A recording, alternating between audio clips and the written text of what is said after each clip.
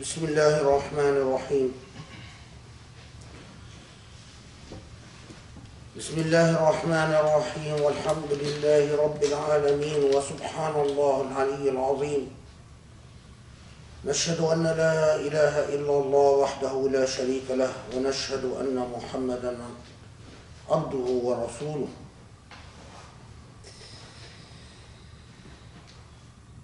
سبحان الله نؤمن به ونستعينه ونستهديه ونستجيره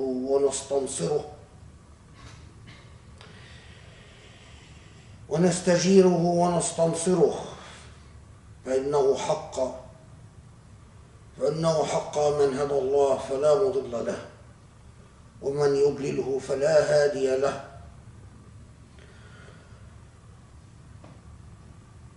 ونتوسل إليك يا رب العالمين،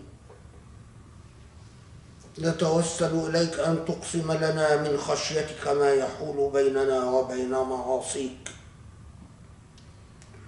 وأن تقسم لنا من رحمتك ما يقربنا من طاعتك،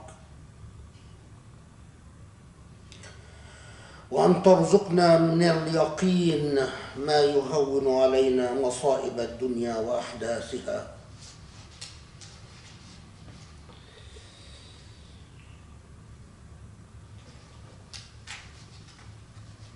بسم الله الرحمن الرحيم.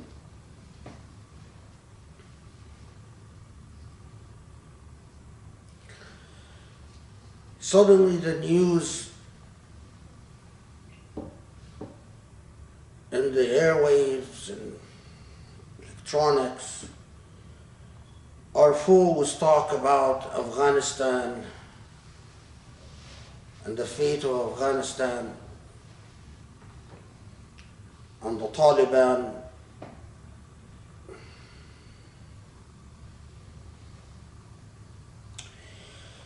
And I can't help but think about how our world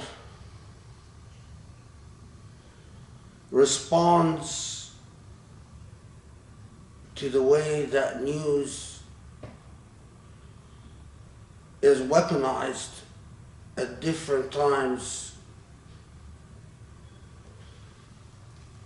to focus human attention on issues,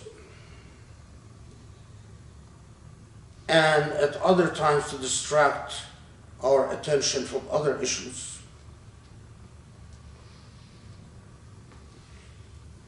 For years, ex-military have been writing books warning about the fate that actually transpired in Afghanistan. My library is full of books published all the way back in 2005, 2006, 2008, published during the Obama administration, published during the Trump administration. And when I think back about all these books, what strikes me the most is that the majority of these books warned about the egregious failures in Afghanistan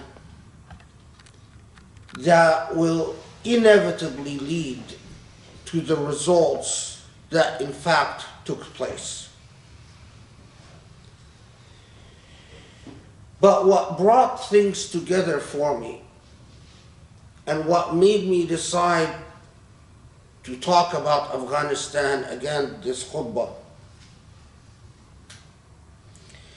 is an article that was published in the New Yorker.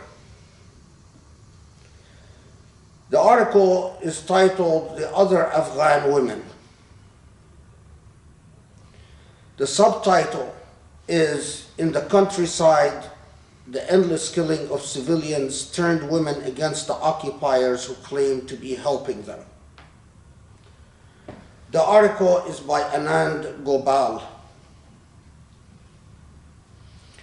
It's a striking article, not because it says something new, because God knows that there were so many testimonials that said things very close to what this article said. But because it was published in the moment that it was published, and because the journalist went and anchored herself, lived among Afghan women, especially in the countryside, outside of Kabul,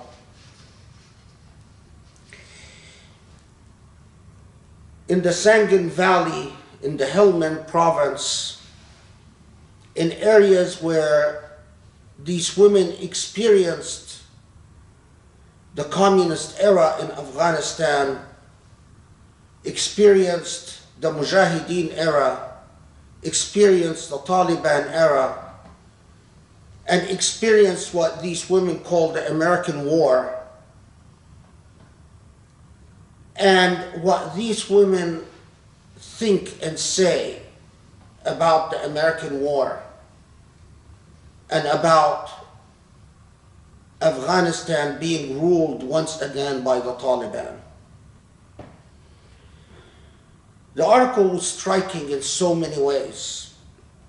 And because I know Muslims don't read, I'm going to summarize to you this article, because it has something to teach us, all of us.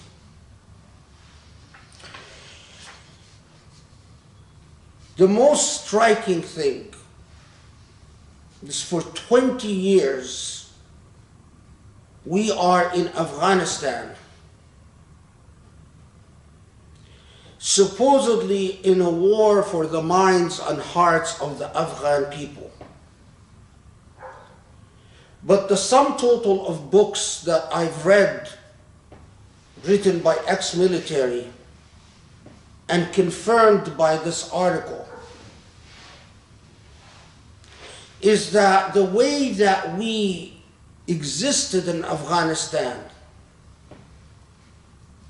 was in a typically racist and a typically colonial and a typically prejudiced fashion.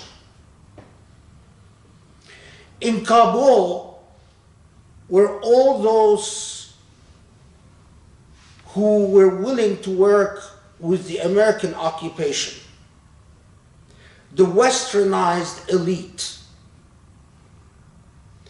that lived a lifestyle that privileged a small minority in Afghanistan. But the vast majority of the Afghan population doesn't live in cities. The vast majority of the population lives in rural areas. And in these rural areas, the data and the reality is shocking.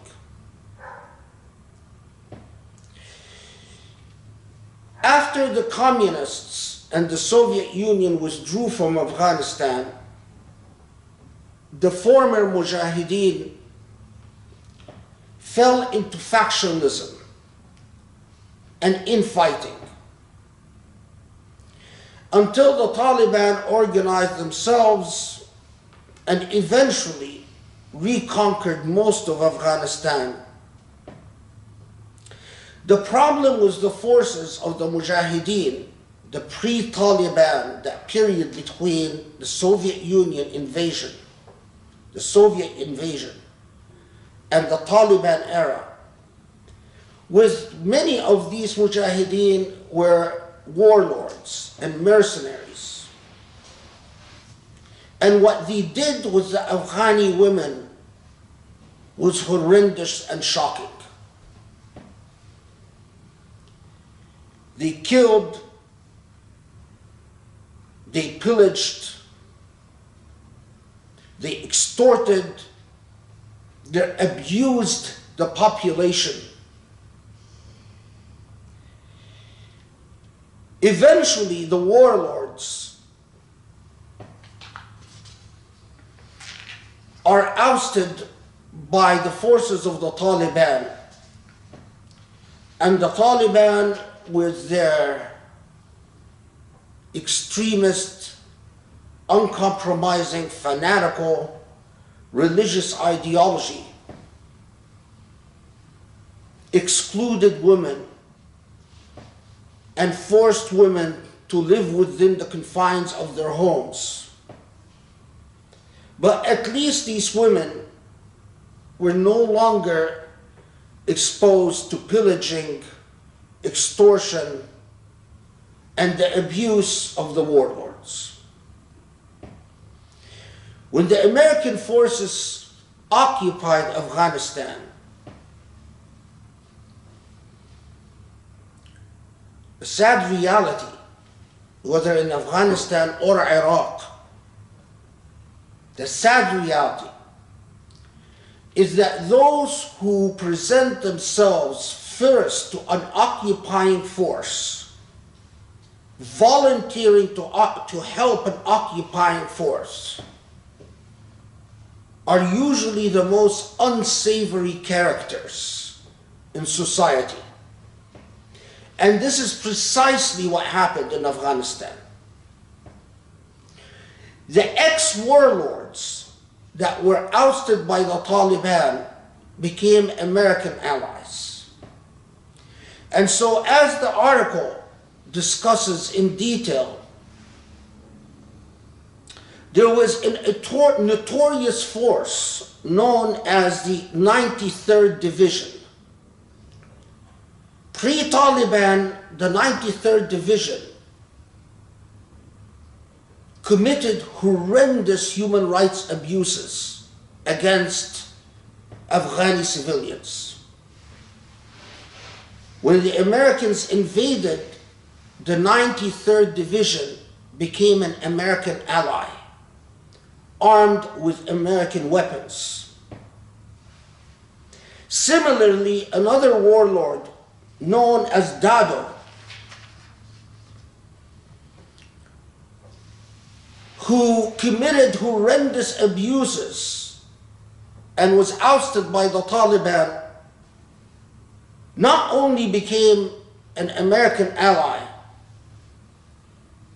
but became the chief intelligence officer for the Helmand province in Afghanistan. With unsavory allies, warlords who have had a long record of human rights abuses against the Afghan people, now as American allies, these warlords now functioned, again abusing the Afghan people, but with American power behind them.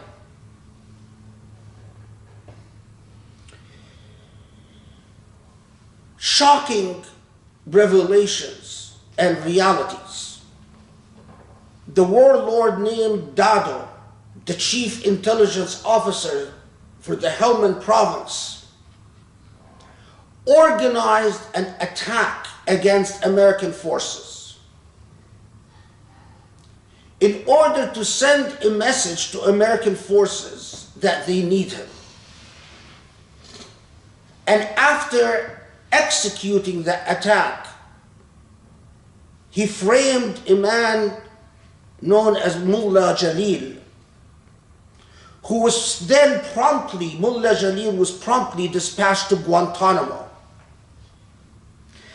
And the remarkable thing is, according to this article, and again consistent with so much of the literature that I've read, unclassified documents reveal that the Americans knew that Dado was behind the attack against American forces. and knew that Mullah Jalil was framed for the attack. Despite this, Mullah Jalil was sent to Guantanamo, and the Americans continued to work with Dado because he was perceived, or he was seen to be, as too valuable an asset in the war against terrorists.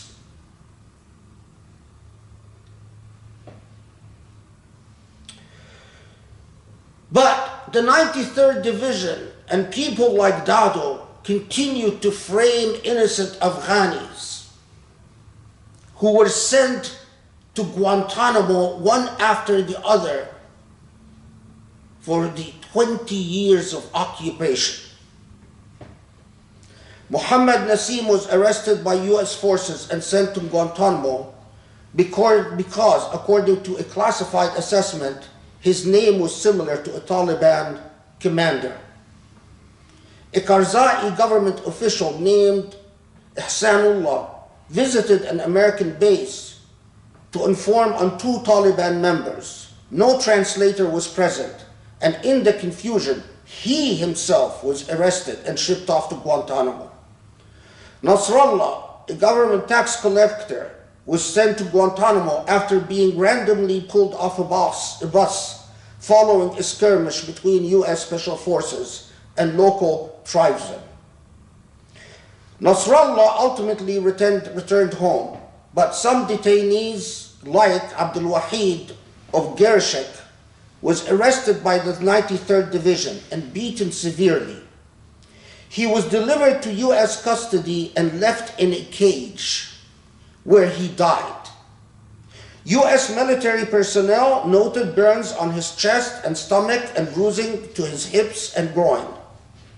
According to a declassified investigation, Special Forces soldiers reported that Wahid's wounds were consistent with a normal interrogation method used by the 93rd Division. A sergeant stated that he could provide photographs of prior detainees with similar injuries. Nonetheless, the US continued to support the 93rd Division, a violation of Lehigh law, which bars American personnel from knowingly backing units that commit flagrant human rights abuses.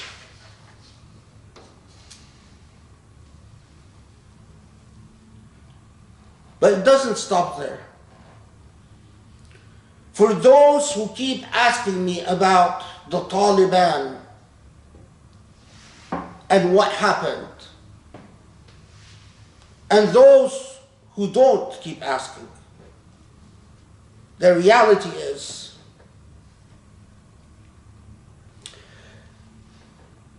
is presented only if we would bother to read, because it is already published in a huge record, often by US ex-military.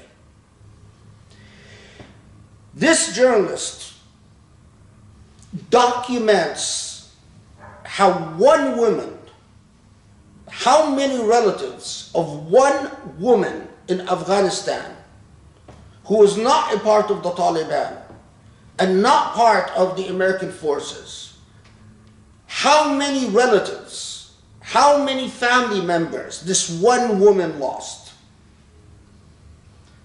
During one battle, Abdus Salam, an uncle of this woman, her name is Shakira, took refuge in a friend's home. After the fighting ended, he visited a mosque to pray. A few Taliban were praying in the mosque as well.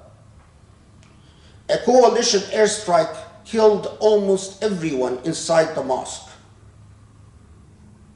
The next day, mourners gathered for a funeral. A second strike killed a dozen more people.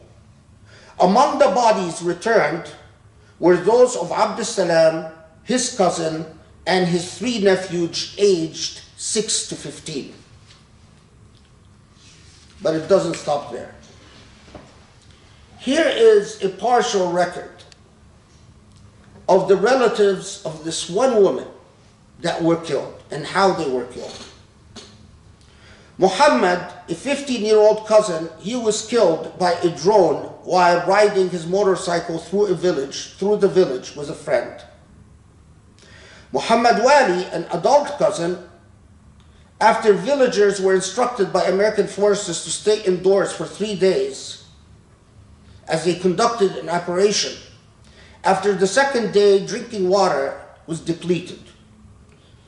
Muhammad Wali was forced to venture out. He was shot by American forces. Khan Muhammad, a 7-year-old cousin, his family was fleeing a clash by car when mistakenly neared a coalition position and the car was strafed, killing him. 7-year-old cousin.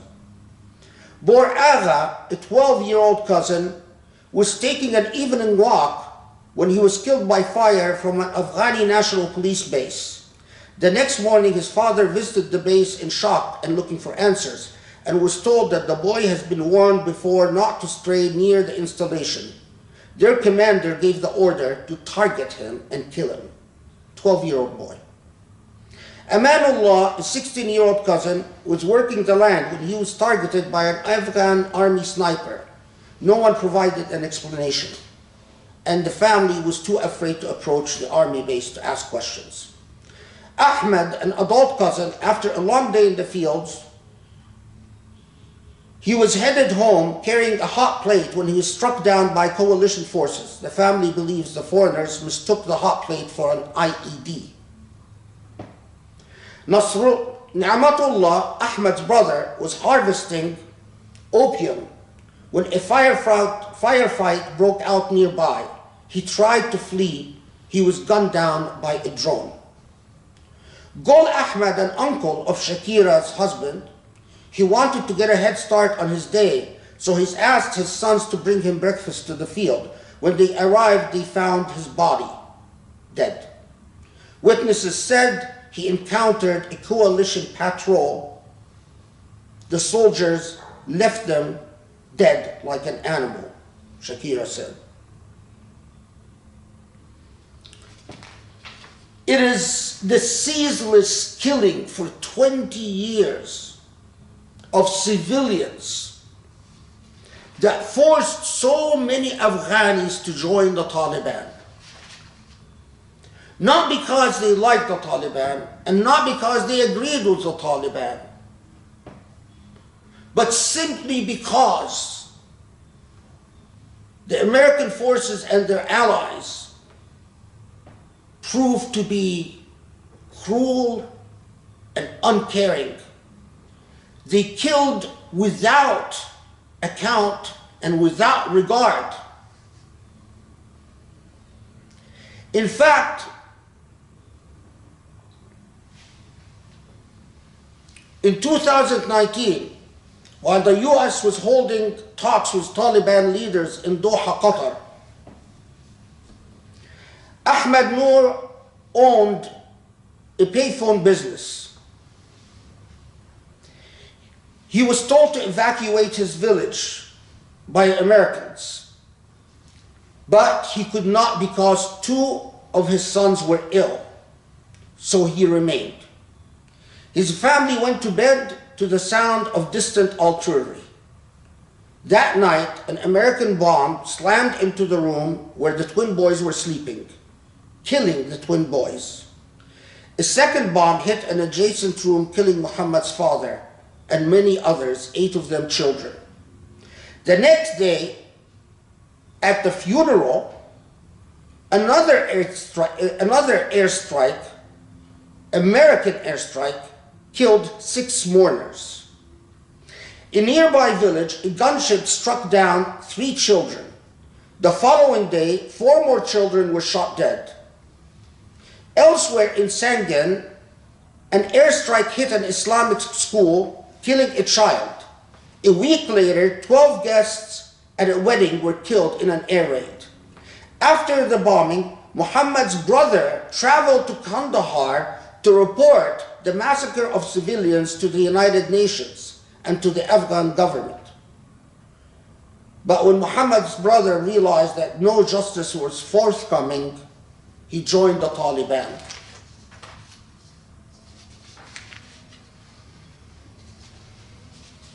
The record is harrowing, horrific.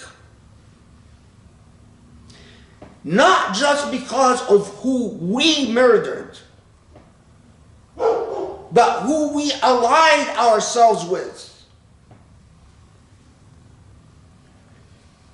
A commander named Sami Sadat.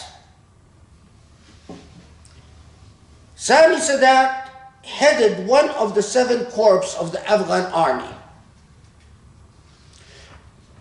At the same time that he headed one of the corps of the Afghan army, one of the 7 corps,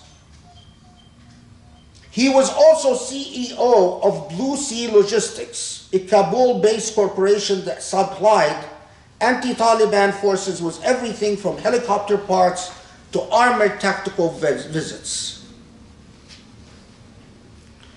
Sami Sadat was provided by us with Black Hawk helicopters.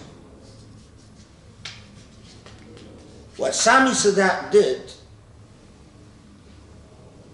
is that every time the Taliban would conquer a province,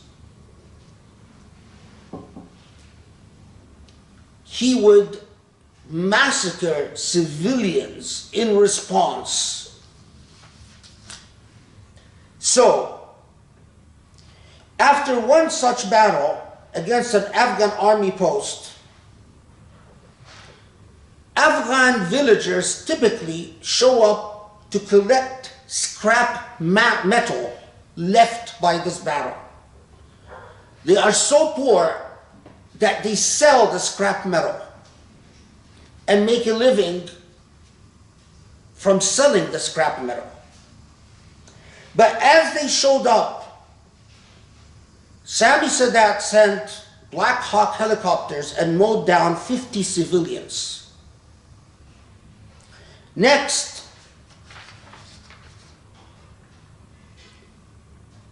12 Afghans were murdered while scavenging scrap metal at a former base outside Sangam.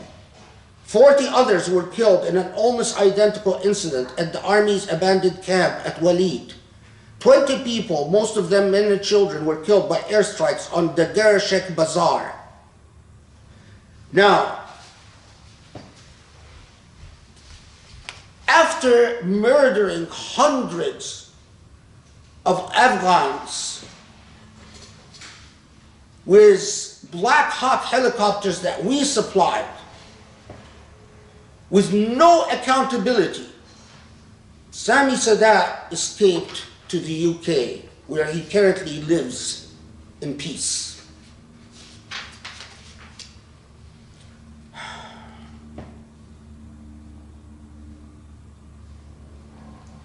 It is no mystery. It is no mystery. We went into Iraq and we went into Afghanistan, but the ideology that poisoned our minds as we went into Iraq and we went into Afghanistan was the toxic ideology of Islamophobia. Every American soldier and every American officer viewed Muslims from an Islamophobic prism. American intelligence didn't hire real scholars or academics to train the American army or our special forces. Look at the contracts given to prominent Islamophobes like Stephen Emerson and Robert Spencer and Daniel Pipes. Look at the millions of dollars they made from advising American law enforcement and advising American military. Millions of dollars made. Personally, I'll tell you, whatever contracts I had were terminated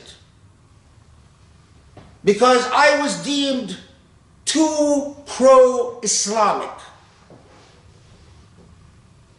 And every contract that I know of was given to Islamophobes like Robert Spencer and Daniel Pipes. And so when we killed in Afghanistan, and when we killed in Iraq, we didn't kill human beings. We killed potential terrorists. After all Muslims are potential terrorists. After all, even a Muslim child is a potential terrorist. No accountability. How many actual human rights documentations of the atrocities we've committed in Afghanistan and the atrocities we've committed in Iraq? How many people know that the British government pleaded with the Americans not to rely so much on their special forces, because their special forces were committing egregious massacres against civilians in Afghanistan? And how many people know that we told the British to mind their own business? This is why Taliban prevailed. This is why people join terrorist organizations. Because the lesson they learned is very clear. You can be massacred by the Israelis. You can be massacred by the Americans. You can be massacred by the British, the Canadians, the Danish, the Swiss. As long as you are Muslim, you don't count. And then we say, how can we make sense of this? Oh, why is it that these Muslims are joining the Taliban, or joining Hamas, or joining whatever? Because we, Americans, have never rid ourselves of our deeply embedded racism towards Islam and Muslims.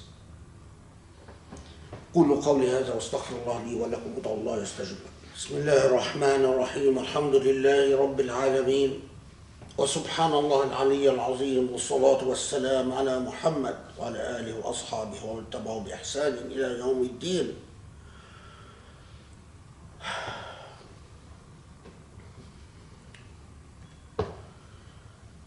If you read the diaries of ex-military, some of the most striking things that I've read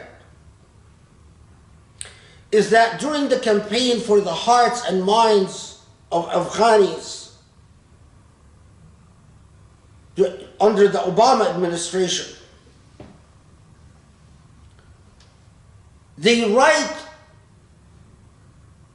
as if to cleanse themselves. They talk about how, as special forces, they go in with instructions to win the hearts and minds of the Afghanis. But instead, they break down the front doors, destroy the windows, and live in the house of Afghani villagers for a few days, passing these days in boredom and in hope that they would not be targeted by the Taliban, and after a few days they depart.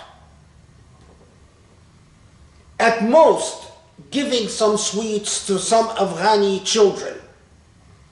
Many of these children later on blown to pieces by coalition air force.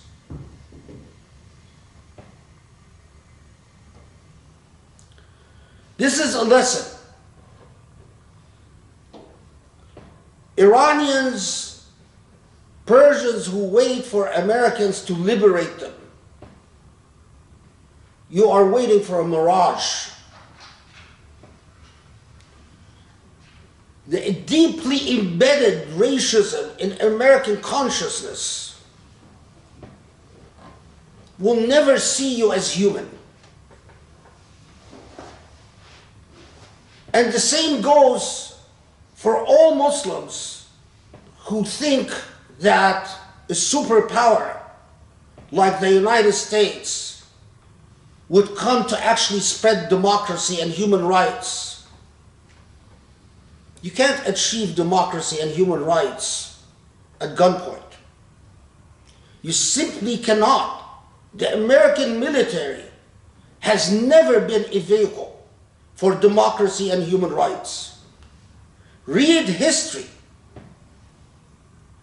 Regardless of the ideals that some politicians hold, when the military receives its marching orders, the military is trained to fight, not to teach democracy and human rights. The military's priority is to protect its own personnel at all costs, to avoid injury to a single American soldier. Yes, you can bomb weddings, and you can bomb funerals, and you can blow up mosques.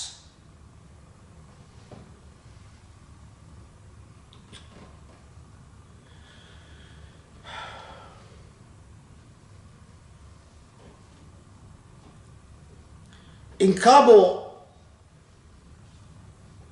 there is an elite that benefited from the American invasion.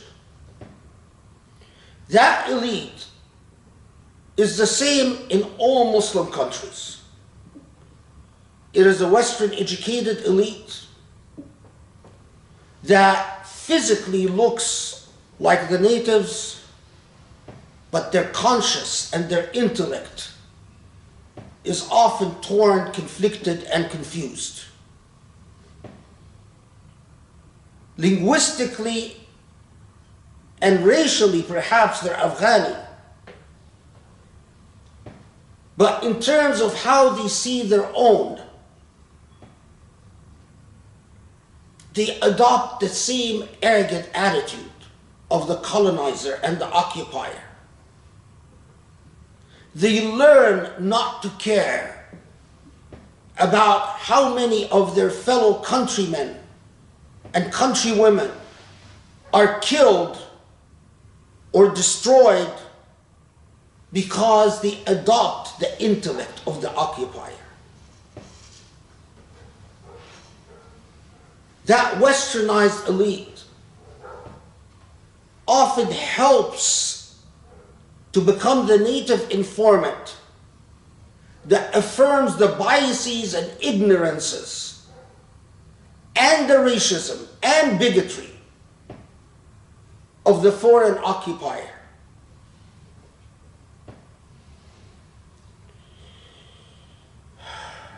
Theologically, jurisprudentially, I look at what Taliban theologians say and what Taliban fuqaha say, and I feel like I want to vomit. But the reality is, what keeps me truly ill is what made the Taliban what it is in the first place. The endless flow of blood, of Muslim blood,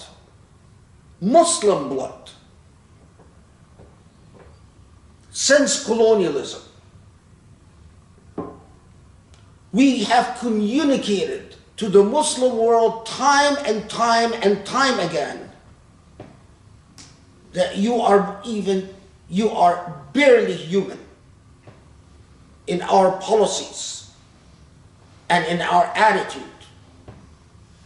Despite the numerous massacres committed in Iraq and Afghanistan, despite the fact that Guantanamo became a torture mill for so many Muslims who were sent there for reasons that they don't even understand.